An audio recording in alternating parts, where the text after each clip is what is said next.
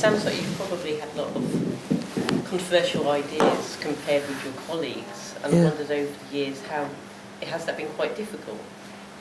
Well, having different ideas. Yeah, if people have not understood what you're talking about and maybe not taken you seriously. I wasn't trained as a psychologist in the proper way. Okay. And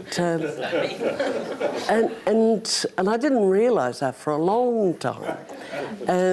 And of course, when you see things differently, this is, and you don't keep your mouth shut, then you do offend a lot of people, because people don't like changing their ideas. They don't like having them challenged.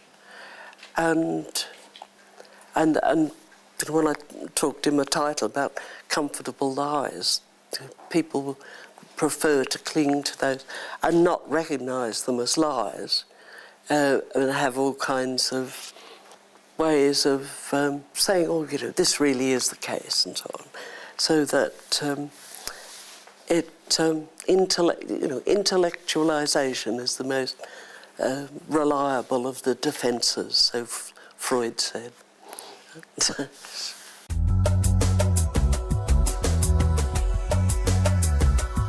I've listened to you, and I hope I'm right in thinking that you're critiquing the sort of, what I'd call the psi discourse, or the medical discourse of people with difficulties. Yeah. But leading on from what that lady said about it being sort of firmly entrenched within the sort of medical paradigm, even the language that we're using today is still reflective of that paradigm. Yeah. Now, if you're critiquing it and you're sort of rejecting the sort of medicalisation of people's difficulties, what do you stand for instead? A number of psychologists, to deal with your very question, have been developing what they call formulation. Lucy Johnston at Bristol has edited a really good book on this. And the idea is that you learn how to formulate or put together a good description of the person and their situation and their response to the situation. Now, a formulation is always a paragraph. You don't want to make it too big, but that's what it is.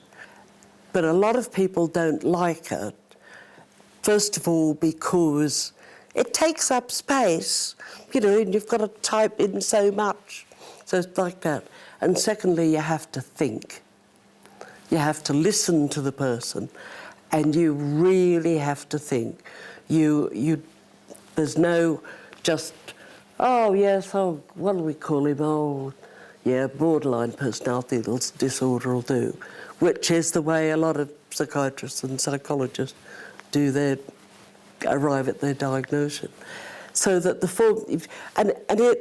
it is a really good way of checking for yourself that you really understood the person and their situation.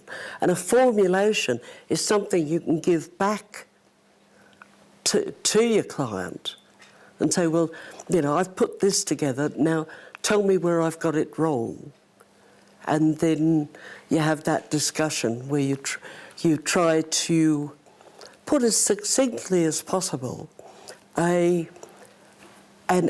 as true and accurate a description of the person as you possibly can.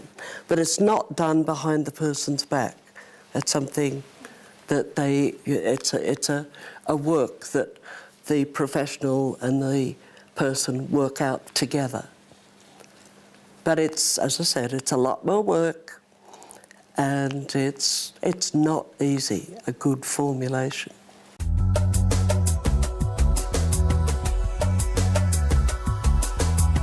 There's this big push for psychological therapies, I guess, to be more prescriptive and to fit into this kind of medical way of being, I guess. And I'm just wondering how you feel that psychology should best defend themselves in this climate that is developing at the moment. Because the psychologists aren't really running it, are they? No. And that they're dealing with managers and organisers who can't grasp the difference between taking the tablets, you know, if you've got a prescription for 6 weeks, tablet, and you've got a prescription for 6 sessions of psychotherapy. Well, they're equivalent, aren't they? And the you know, the managers don't understand, and it's all got to be costed. There's a notion that somehow change is easy, but you know, whenever you change one little bit in the way you think, there's all sorts of implications, and so there's to try and fit this into a scheme is life's not like that. It won't fit. Oh, and next month I'm taking part in a debate about psychotherapy, and I'm actually speaking against it. And I'm not going to speak against, you know, that wonderful experience of talking to someone who's actually listening. But I'm going to talk about this sort of thing. And on the other side, we put one of the 3 in favour of psychotherapy is Richard Layard, you know, Depression Report. And I've been on the same platform as him at another conference a year or more ago. And he's a lovely man. I just feel he's never encountered life. You know, he doesn't know how awful life is and how terrible things happen to people. And to kind of, he thinks, you know, a little bit of somebody suggesting better ways of thinking will deal with a life. And then, you know, think of what happens to someone who's gone through a terrible trauma. You know, when you look at those children who have been trapped for weeks in Sri Lanka, they'll never recover from that. And they'll go on and have children. And trauma gets passed down from one generation to another. I'm sure if I said to Lord Layard, well, you know, the reason my family's mad goes back to my great-grandfather who was transported.